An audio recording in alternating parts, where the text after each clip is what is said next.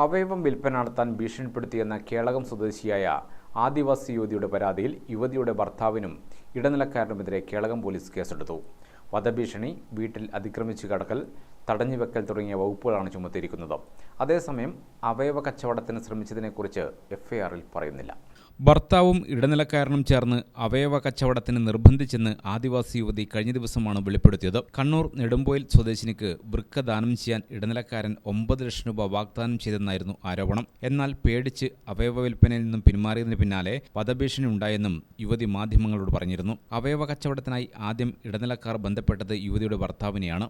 6 ലക്ഷം രൂപയ്ക്കാണ് 8 വർഷം മുമ്പ് ഭർത്താവിന്റെ വൃക്ക വിൽപ്പന നടത്തിയത്. 1.5 വർഷം മുമ്പ് ഇതേ ഇടനിലക്കാരൻ വീണ്ടും യുവതിയുടെ വീട്ടിലെത്തി. ഈ തവണ ആവശ്യപ്പെട്ടത് 29-കാരിയായ യുവതിയുടെ വൃക്കയായിരുന്നു. പ്രതിഫലമായി 9 ലക്ഷം രൂപയും വാഗ്ദാനം ചെയ്തു. പിന്നാലെ ഇടനിലക്കാരനും ഭർത്താവും ചേർന്ന് യുവതിയെ ആലുവയിലെത്തിച്ചു. താൽക്കാലിക മേൽവിലാസമുണ്ടാക്കി വൃക്ക കൈമാറ്റത്തിനുള്ള രേഖകൾ എല്ലാം തരപ്പെടുത്തി. പിന്നാലെ മെഡിക്കൽ ടെസ്റ്റുകളും പൂർത്തിയാക്കി. എന്നാൽ സർജറിക്കുള്ള ഡേറ്റ് നിശ്ചയിച്ചതിന് പിന്നാലെ വൃക്ക നൽകാനുള്ള തീരുമാനത്തിൽ നിന്നും യുവതി പേടിച്ച് പിന്മാറുകയായിരുന്നു. തിരികെ വീട്ടിലെത്തിയതിനു ശേഷം ഏജന്റും ഭർത്താവും ചേർന്ന് ഭീഷണിപ്പെടുത്തിയെന്നാണ് യുവതി പറഞ്ഞത്. ഇതോടെയാണ് 1.5 മാസം മുമ്പ് പോലീസിൽ പരാതി നൽകിയത്. എന്നാൽ നടപടി ഒന്നും ഉണ്ടായില്ല. ഇടനിലക്കാരനായ ബെന്നി മുഖാന്തരം മറ്റു പലരും അവയവ കച്ചവടത്തിന് ഇരയായിട്ടുണ്ടെന്നാണ് യുവതിയുടെ ആരോപണം. News desk Gramika news.